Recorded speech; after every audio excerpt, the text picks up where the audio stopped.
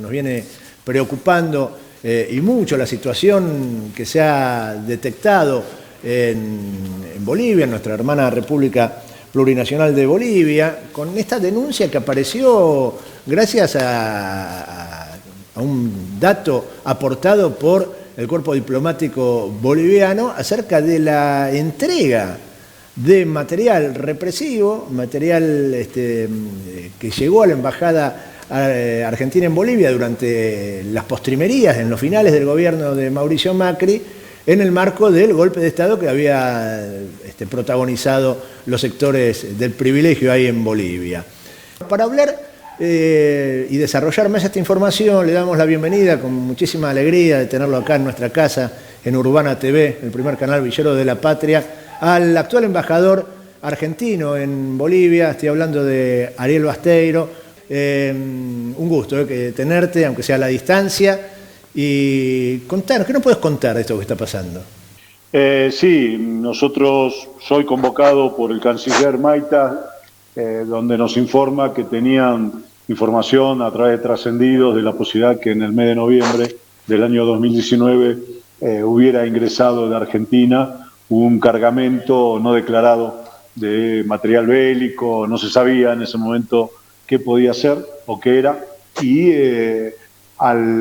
que ellos no encontraban, no tenían ese material, pero tenían el trascendido, tenían la información a través de trascendidos. Consideremos que un par de días antes, eso fue el jueves, el domingo anterior, había caído preso Tercero Laras, el general Tercero Lara, el comandante de la Fuerza Aérea, quien es que aparece posteriormente firmando la nota que encontramos en la embajada. Dicho este pedido de la Cancillería, nos dedicamos a buscar la nota en cuestión. La nota no fue sencillo encontrarla, no estaba entre los cables. Toda vez que entra una información de este tipo, una nota de este tipo, lo que debería hacer la embajada es comunicar a la Cancillería de esa información. No estaba en las notas oficiales, hay un archivo de notas oficiales, de todas las notas que llegan de los diferentes organismos estatales bolivianos tampoco estaban ahí. Apareció en el archivo común, en el archivo con notas administrativas, secundarias. Yo no sé si guardada es profeso de esa forma para que no se encontrara, o de desprolijos que pudieron haber sido en el momento que archivaron la nota en cuestión. El hecho es que esa nota nos sorprende en un principio, y a partir de la autorización que nos da Cancillería Argentina para ampliar ese dato a la Cancillería boliviana, ese mismo día, el día jueves, el gobierno boliviano la da a conocer como un elemento determinante en una discusión que se estaba dando con este señor Tercero Lara, que durante la semana, la primera semana de prisión, a través de trascendidos y de su abogado, salió a decir que él no tenía nada que ver en el golpe, que él solamente había participado en una reunión, que él no había sido el que determinó eso, como que no tenía nada que ver, como que era una carmelita descalza que casi fue encontrado de casualidad en el día y la hora en que se conoce la intimación de los tres comandantes. Él era uno de ellos, a Evo Morales.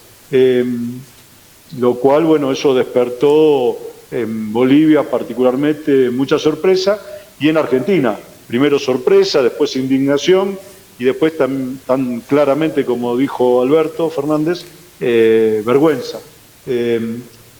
Consideremos, inmediatamente el gobierno boliviano reconoce que se estaba gestando, que Bolivia sufrió en esos meses de noviembre del 2019 un pequeño plan Cóndor, porque un par de días antes, 10 días antes de que se conociera esta nota en la embajada argentina, se había descubierto la colaboración de la policía ecuatoriana, de Lenín Moreno, también enviando, en ese caso, más de 2.500 granadas de gases lacrimógenos en un avión que vino de la Fuerza Aérea ecuatoriana, con lo cual ya no era el primer caso del Ecuador, sino que ahora se reflejaba o se fortalecía con esto que descubrimos, con esta nota que descubrimos de Argentina.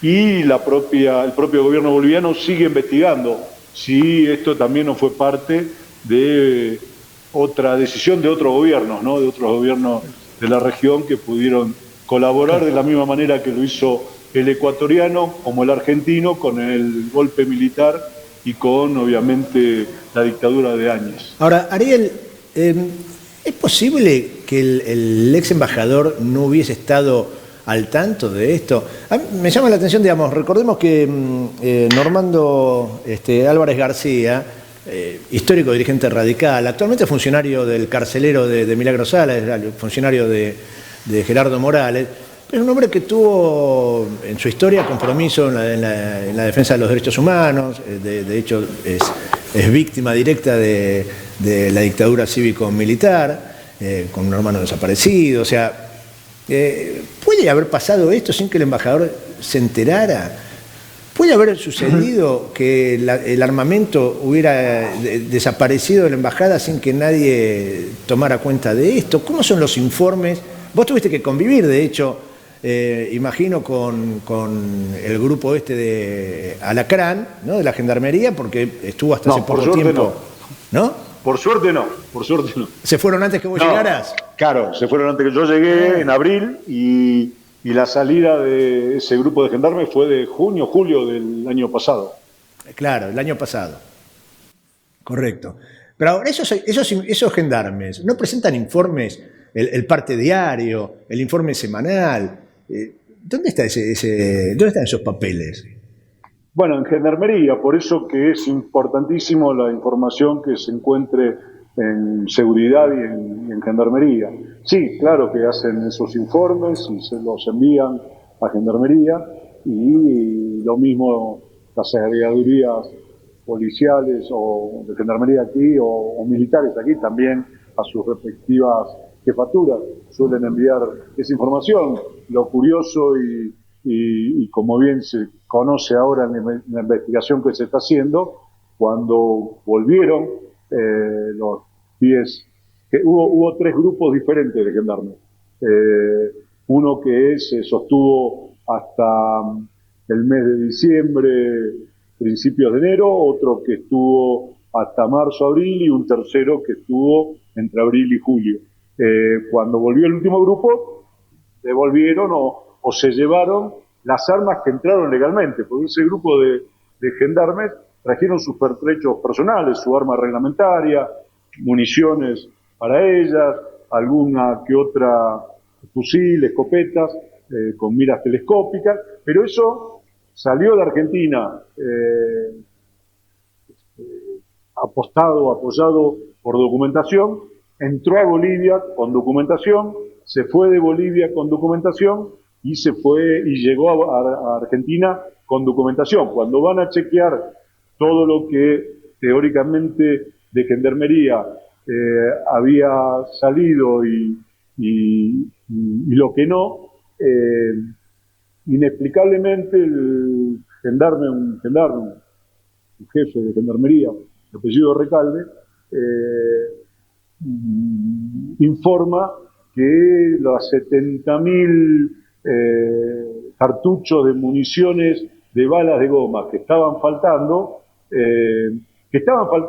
en el control que tenía Gendarmería, porque en el parte de aduana de lo que se cargó en el avión, esas 70.000 municiones no estaban registradas. En lo que entró a Bolivia nunca estuvo registrado, por eso es contrabando, y por eso es contrabando agravado, porque en él participaron varias personas para llevarlo adelante.